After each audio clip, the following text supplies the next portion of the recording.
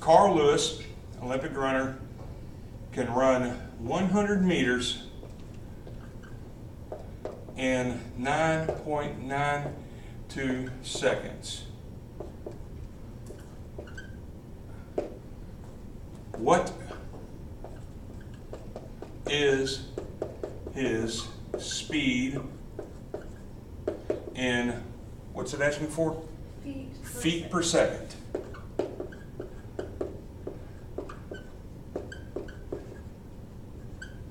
Okay, this problem is a little bit unusual in the fact that it is giving you a ratio to start with. And what is a ratio? A ratio is just a conversion factor. So let's go ahead and let's write that first conversion factor down. 100 meters is equal to 9.92 seconds. Just a conversion factor. Conversion factors are simply ratios. Okay,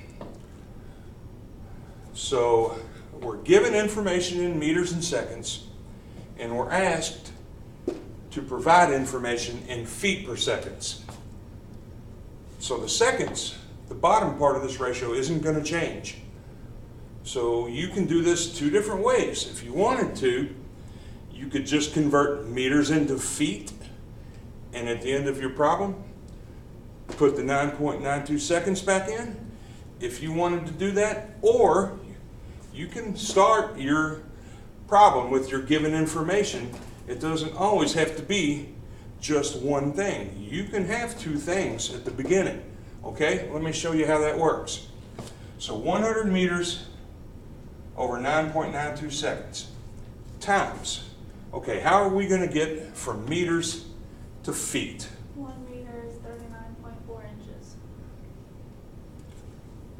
We've chosen to learn with the students I'm working with regularly that 1 inch is equal to 2.54 centimeters. This is the one that I prefer that you all use because it's more accurate than inches to meters. It's more accurate than miles to kilometers. It is a finer measurement, and as you do stuff in the laboratory, this is going to work better for you, okay? Plus, the more of these that you learn, the more confused you're going to get. So pick one metric to standard conversion for length, one for volume, one for mass, and stick to them. If you've already gotten used to using 39.4 inches to 1 meter, okay, go ahead and do it whichever way. Just remember that don't get them confused on test day. I wouldn't learn more than one for each dimension of measurement, okay? So, we know we've got to go from meters to feet. We can't go directly from meters to feet. We don't have a way to do that. But we have centimeters. If we could get from meters to centimeters, that would be no problem. So how can we get from meters to centimeters? Let's think about a conversion factor we could use. 1 meter is equal to how many centimeters? 100, right? If you don't know that right now, you better go back and watch my Understanding the Metric System video. So that takes us from meters to centimeters. Now we have a metric to standard conversion factor that's going to take us from centimeters to inches. And now we can make the last leap from inches to feet. And everybody should know how many inches are in a foot. 12 inches to 1 foot. So with these 3 conversion factors, we should be able to solve this problem. Okay, let's go ahead and begin setting the problem up. We are first going to go from meters to centimeters, right? So we're in 100 meters. Forget about the 9.92 seconds for a second. Don't let it confuse you. So if we're in meters and we're trying to get to centimeters, that means that the meters is going to go on the bottom over here, right? Because we always go this way to cross out a unit of measurement that you're trying to get away from. So 100 centimeters is equal to 1 meter. That takes us part of the way. Okay, we're here now. Now we're going to go from centimeters to inches. And we know that there are 2.54 centimeters in 1 inch. Now we're here. We're almost there. We're almost to feet. Our last jump, there are 12 inches in 1 foot. That's it. We don't have to do anything to seconds. Now here's the thing though. If we needed to convert seconds to minutes, or to hours, or to days, we could start adding conversion factors for time right in line with these. And then everything will cross itself out at the end. I'll show you how that works, but we're not, because our answer needs to be dictated in seconds. So we're going to stay right where we're at. We're done. Okay, so now 100 times 100 times 1 times 1. That's 10,000, correct?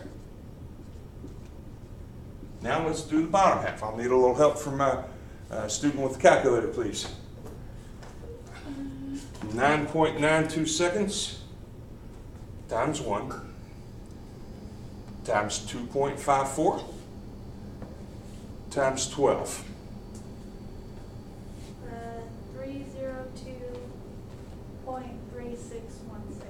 302.3616. 302.3. We'll stop there. Okay, so that means that Carl Lewis can run 10,000 feet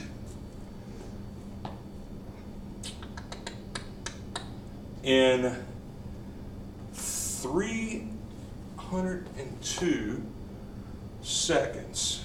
Okay, so 302 seconds is 5 minutes. Okay, well, that probably doesn't make a lot of sense to anybody that runs, but this is a 100-meter sprint. Obviously, that's like running 2 miles in 10 minutes, and I don't know, I guess there are people that run 4 or 5 minute miles, but obviously not me, wouldn't know anything about it. So now we're just going to do the division on the end of this problem, okay?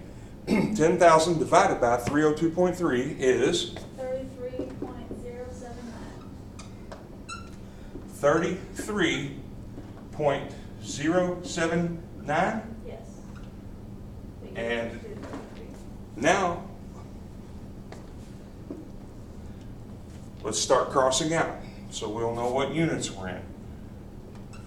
Meters cancel out meters. Centimeters cancel out centimeters. Inches cancel out inches. We don't have anything to cancel seconds out, and we don't have anything to cancel feet out. So now we know that we're in feet up top, and because we did the division, this bottom number is assumed to be 1, right? So that is 33 feet per second. That's pretty doggone fast. That's why he's Carl Lewis. Now we've got to put the right number of significant figures on this. Okay, so we are starting with, we have, these are both measured numbers, so that's 1 significant figure. That's 3. This is metric to metric, so that's exact. It doesn't count towards sig figs. This is standard to metric, but it is one of the ones that is considered to be exact.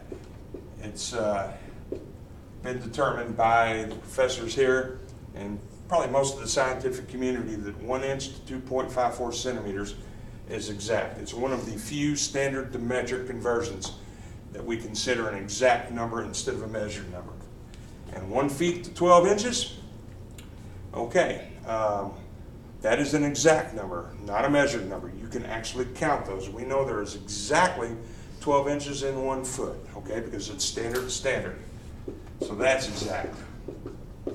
So since we've multiplied and divided, and we know that the rule for multiplication and division is that we take the least number of significant figures in the problem. We've got 1 here, and we've got 3 here. So this is where there's a little bit of confusion still, because Professor Williams worked this problem on the board the other day, and one of his students said that he dictated his answer as 33 feet per second. That's 2 sig figs. So I'm not quite sure how he came up with that. I'm sure he's correct in saying whatever he said. I've heard that anytime that you have one significant figure in a conversion factor, that the part that has, the side that has the 1 doesn't count towards sig figs. In that case, I would put, if it were me and it was test day, I would put this answer in 3 significant figures. So how do we put this answer in 3 significant figures? Start from the left to the right, underline 3 digits. Those are the 3 that you get to keep. This next number, if it's 5 to 9, or if it's below 4, is going to determine whether this one goes up or down. And since it's above 5, that's going to make this 0 become a 1. So your answer is going to be 33.1 feet per second. And just remember, there's always assumed to be an imaginary 1 right there. You don't have to write it. As a matter of fact, if you wanted to clean it up and make it look even less intrusive and neater than that, you could simply write 33.1 feet per second. That's the way you'll see most people write that. Just understand that when you see density equals mass over volume and it's got that slanted line like that, what it really means is this. It's stating the exact same thing. It's just a quicker, more of a shorthand way to write that. So the answer is 33.1 feet per second. Professor Williams, in his class demonstration, came up with 33. Your professor may want you to consider this as one significant figure. I don't know. Everybody's got a little bit different take on that. And the rule of thumb, my rule of thumb is, whoever your professor is and the way they want it done, I would go with whatever they say and however they say to do it, because they're the ones that are grading your paper. So if your professor says, no, I want this in one significant figure, well, how do you get one significant figure out of 33? Well, you have to round down to 30 feet per second. That's the only way to put that in one significant figure. I put it in 3. Professor Williams put it in 2. Another instructor may put it in 1. I'm going to say that all 3 of those could be considered correct answers depending upon what your professor wanted. And if you run into a situation where you feel like maybe you got the question wrong because you misunderstood something about the significant figures, I would certainly take your paper and go sit down and talk to your professor in his office. They love you to hear your feedback, and they love the fact that you're coming to them for advice. It's what they love to do. This is their career, and they've chosen to do it, and they love teaching you guys. So if you're in doubt, catch them after class and say, hey, I'm just a little confused on this. I would place the answer as 33.1, and I'm about 99.99% sure it would be considered correct.